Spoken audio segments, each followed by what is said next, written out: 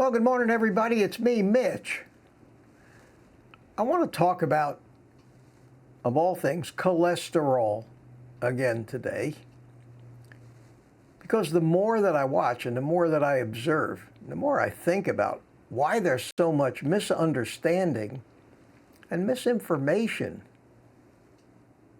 and so many different opinions, both from so-called experts and laymen,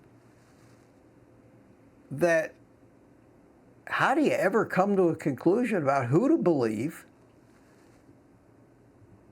is the high LDL that a lot of us experience on a low-carb, high-fat diet? Is it really beneficial, or is it going to kill us? If you ask that question to 100 different people, you'll get 100 different answers and opinions. If you ask any of these people to actually back up what they're saying with some real scientific, randomized control, long-term studies, there are none. So I think the best we all have is a guess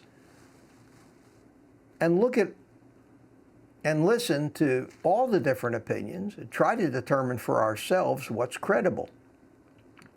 And that's exactly what I've been doing for the past 30 or 40 years, ever since I first typed into that first search engine the two words, cholesterol hoax. And back then when I did that, I got pages and pages and pages. So this debate's been raging for half my lifetime. So this cholesterol debate, if you go back into history, up until the mid-1900s, most people just ate a mix of fruit, veggies, and meat. They generally had a main course with some veggies and maybe some fruit for dessert, but that was kind of a normal pattern of eating. And obesity was scarce, heart disease was almost non-existent, diabetes was almost non-existent, and people are relatively healthy. Then, in the 50s, President Eisenhower had a heart attack, and everybody jumped on that. Now, they didn't take into account the fact that Eisenhower smoked like 4 packs of cigarettes a day. So a physiologist named Ansel Keys, and we all know the story, went on a hunt because he could make political hay over the publicity that Eisenhower's heart attack had gotten.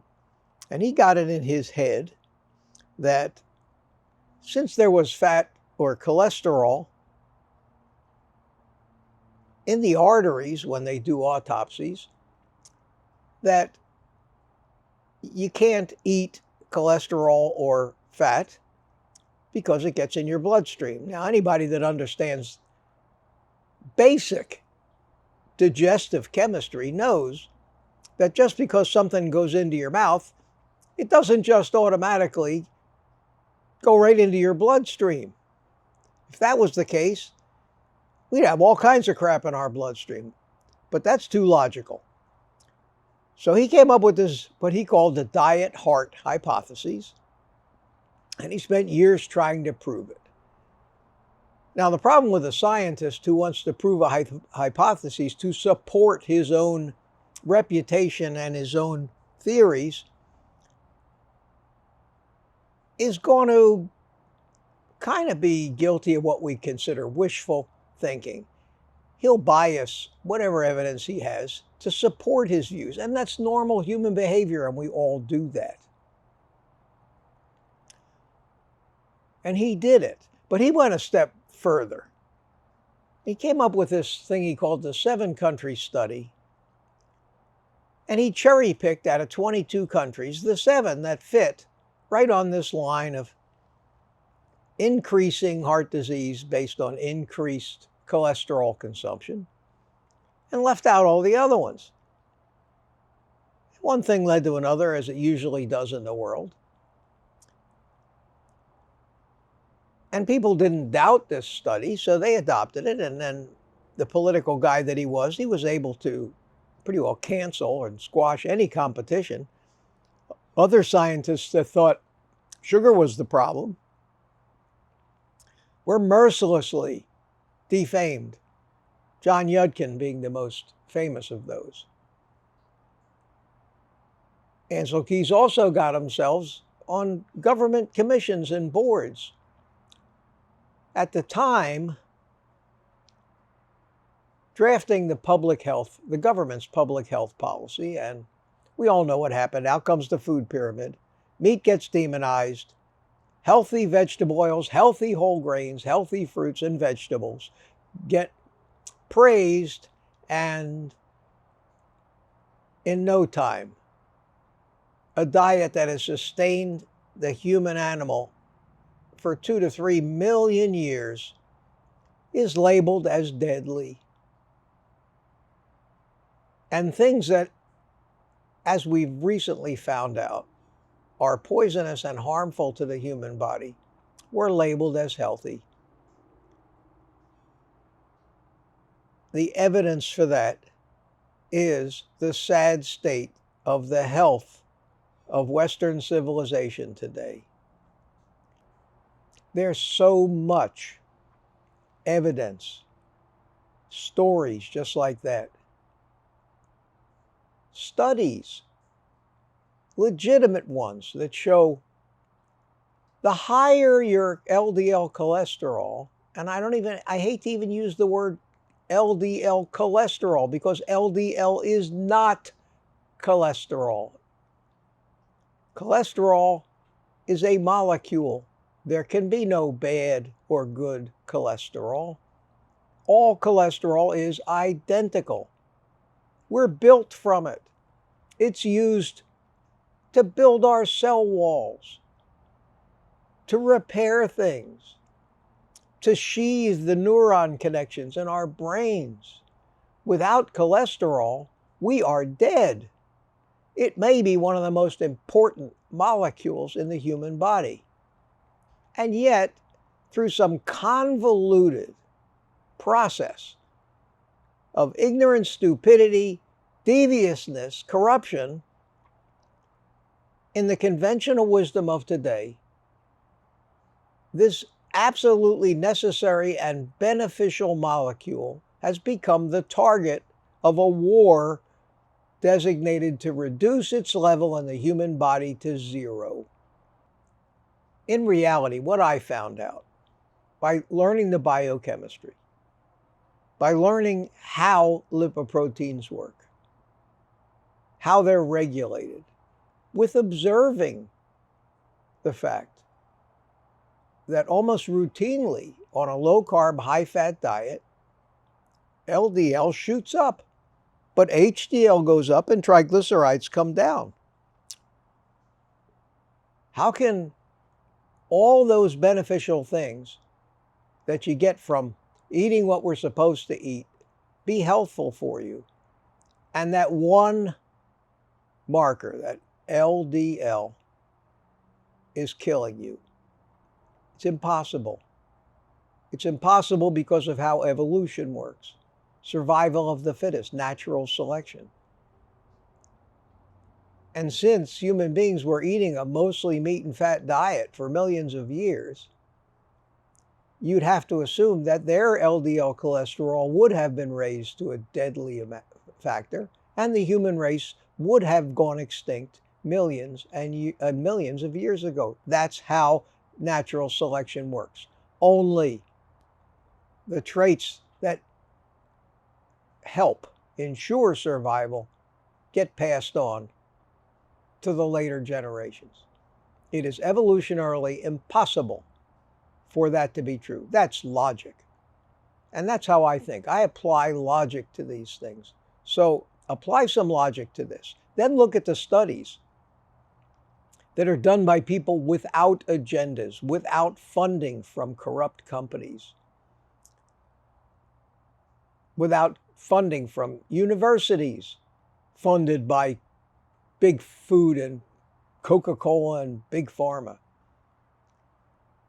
Studies, other than those from the government, whose agenda is very clear. Studies that say, meta-analysis of multiple studies that show that, especially in people over 60 years old, LDL over 200 and 300 correlates with increased longevity. LDL rates below 60 or 50 show multiple times the death rate. Low LDL kills you. High LDL is longevity. All the reasons for that are obvious, since the one main talking point of why LDL is the villain is it clogs your arteries. They want us to think that having high LDL is like having globs of fat running around in your arteries, and that is not true. All LDL, all lipoproteins, are water-soluble themselves. They carry the fat-soluble components like triglycerides. They carry cholesterol. They carry all the fat-soluble vitamins. But they act like submarines and isolate those fats from the bloodstream, contain them in a water-soluble capsule that we call a lipoprotein. And lipoproteins don't clog up your arteries any more than glucose, sodium, potassium, or any other element or compound, of which there are thousands that circulate in our bloodstream every day. And it's that basic misunderstanding, that picture they've put in all of our minds of fat blobs clogging up our arteries, is why we don't know any better than to think they're experts and fear the message. Now, is there cholesterol found in heart disease? Is it found in plaque? Well, of course it is. Of course it is. It's the main building and repair compound the body uses. But it doesn't cause the injury to the artery walls. It's part of the body's attempt to fix the injury. We know now that the injuries are caused by systemic inflammation, mostly caused by sugar. The body is being injured everywhere. And as an immune system response to try to repair this injury, it dispatches macrophages, it dispatches lipoproteins carrying cholesterol, just like when there's a hole in the road, trucks with patching material are dispatched. And the cholesterol gets there because it was being used to try to smooth over and repair the injury, not as a cause. And Paul Mason uses a great example of that, and so does Nadir Ali, Dr. Ali, the cardiologist. He uses a great example of the fireman and the fire. If you see a fire, you pretty well always see firemen on the scene. So some dumb person who has no logic might say, well, I think the firemen are actually causing the fires, because every time I drive by a fire, there's a fire truck there, there's firemen there. So obviously those firemen are causing the fire because they're there. And they assume the firemen started the fire. They never even think about the fact that maybe the firemen responded to a fire that had started somehow else. Well, in our body, the LDL is the fireman. The inflammation is the arsonist.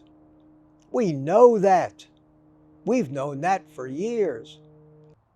And for me, after learning everything I've learning, I have dismissed the entire cholesterol panic to one that mirrors that of Anthony Chaffee, Ken Berry, and other very smart influencers and doctors on YouTube that routinely say cholesterol is a non-issue, not only in healthy people, but even in sick people. It's not causing any problems, and any damage to it is just the result of other things causing the damage to the cholesterol. The cholesterol, and by cholesterol I mean the lipoproteins containing cholesterol, is not the cause of any harm. I believe that. I don't care if my LDL is 400 or 300. Right now it's 340 something. I don't care. I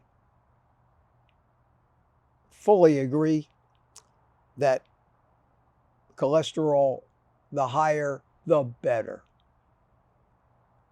Don't stop your statins. Don't believe a word I said. Investigate it for yourself. You'll find that everything I just said, and 1,000% more, points to the fact that we have been had. We have been had on a grand scale. So take that for what it's worth. Remember my disclaimer. Don't say, I don't worry about cholesterol because Mitch said so. Say, I don't worry about cholesterol because I looked into all the things that Mitch says, and by God, turns out that all of them were true because Mitch has no agenda to say otherwise. I could go on all day, but I won't. Take the rest of the day off and eat meat.